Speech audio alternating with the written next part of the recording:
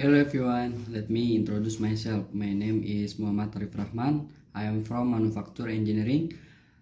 I am from class A. Student number is 250512300051. Here I will explain about universal testing machine.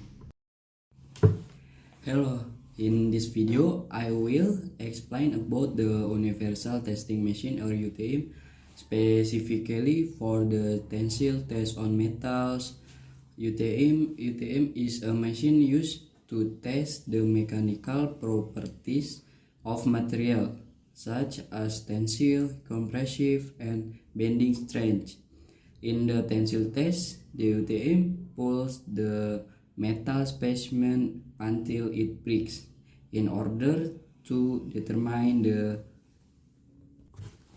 strength of the material. The main part of the machine consists of: number one is frame, the main structure where the specimen is placed. Number two is grip, to hold the specimen fairly during the test. Number three is load cell, the measure the applied force.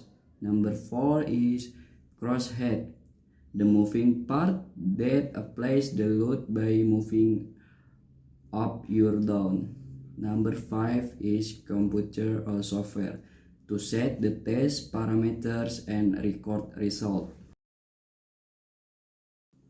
The next step, testing standard tensile tests for metal is carried out according to international standard, such as ASTM A8 or A8M or ASO 6892, which regulates specimen shape, speed of testing, and testing methods. Number 3.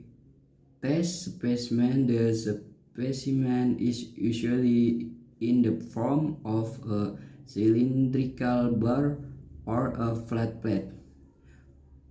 For cylindrical bars, the diameter is typically 12.5 mm with a gauge length of 50 mm. For flat specimen, the width is about 12.5 mm with a gauge length of 50 mm. These dimensions are standardized so that results can be compared internationally. Step 4. Data input and machine setting. Before the test, we input data into the computer, such as specimen dimension, length, diameter, or cross-sectional area. Test speed according to the standard, for example 2 mm. Type of material being tested. Then the specimen is mounted into the grips of the machine, ensuring it is aligned straight to avoid errors during testing. Step 5. Tensile testing process. The machine begins to pull the specimen slowly. The load increases until the specimen deforms, elongates, and narrows, and eventually fractures. During this process, the computer records the applied load and elongation continuously. Step 6. Test result and graph. The output of the test is in the form of a data table and stress strain curve. From this data, we can determine several mechanical properties of the metal, such as tensile strength, maximum load, yield strength, elongation, percentage of length increase, elastic modulus, slope of the initial curve. Step 7. Graph. Represent the graph is typically a straight strain curve. The initial strike portion is the elastic region. The material returns to its original shape when the load is removed.